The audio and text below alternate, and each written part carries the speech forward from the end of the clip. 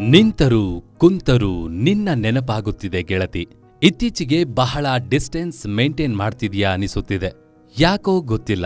ಯಾಕೋ ಗೊತ್ತಿಲ್ಲ ನಿನ್ನ ಅತಿಯಾದ ನೆನಪು ನನ್ನನ್ನು ಅರೆಹುಚ್ಚನನ್ನಾಗಿ ಮಾಡುತ್ತಿದೆ. ಅಂದು ಹೇಳಿದ್ದು ನೆನಪಿದೆಯಾ ಗೆಳತಿ?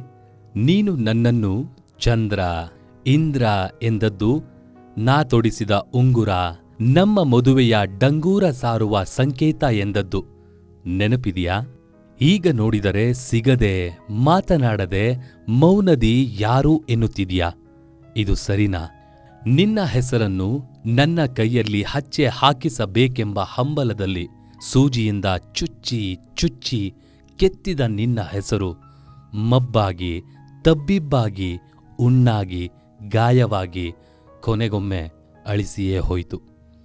ನೆನಪು ಹಾಗಲ್ಲ ಗೆಳತಿ, ನೆನಪು ಹಾಗಲ್ಲ ಗೆಳತಿ. ಅದು ಸ್ಥಿರ, ಶಾಶ್ವತ. ಅದು ಸ್ಥಿರ, ಶಾಶ್ವತ.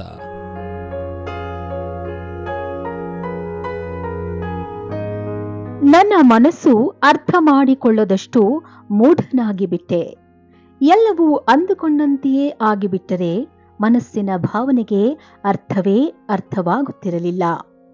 ಒಂದು ತಿಳಿದುಕೋ ಗೆಳೆಯ, ಮನಸ್ಸು ಇದ್ದ ಜಾಗದಲ್ಲಿ ಇರುವುದಿಲ್ಲ. ಇಲ್ಲದನ್ನ ಹುಡುಕುವುದೇ ಮನಸ್ಸಿನ ಕೆಲಸ. ಇನಿಯನೇ ಕೇಳು, ಅತ್ಯಂತ ಹತ್ತಿರವಾದದ್ದು, ಎತ್ತರವಾದದ್ದು, ಅದ್ಭುತವಾದದ್ದು ದೂರದಿಲ್ಲಿಲ್ಲ, ಮನದಾಳದಲ್ಲೇ ಹುದುಗಿದೆ. ನಿಜ, ಹುಡುಕಾಡುತ್ತಿದ್ದೇನೆ.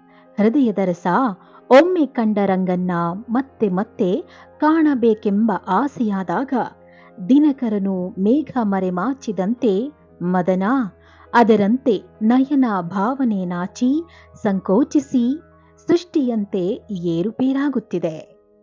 ರಸಿಕ ಪ್ರಿಯನೇ, ಮನಸ್ಸು ಮಾಗಿದೆ.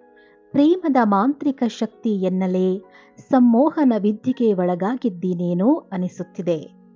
ಅರಿಯದ್ದಾಗಿದೆ, ತಿಳಿಯದ್ದಾಗಿದೆ. ತಿಳಿಸುವ ಕಾಲ ಬಂದಾಗ ತಿಳಿಸುತ್ತೇನೆ. ಅಲ್ಲಿಯ ತನಕ ಕಾಯುವುದೇ ಲೇಸು. ಕಾದು ಕಲ್ಲಾಗು, ಇಲ್ಲವೇ ಸುಂದರ ಬದುಕಿನ ಕಾವ್ಯವಾಗು.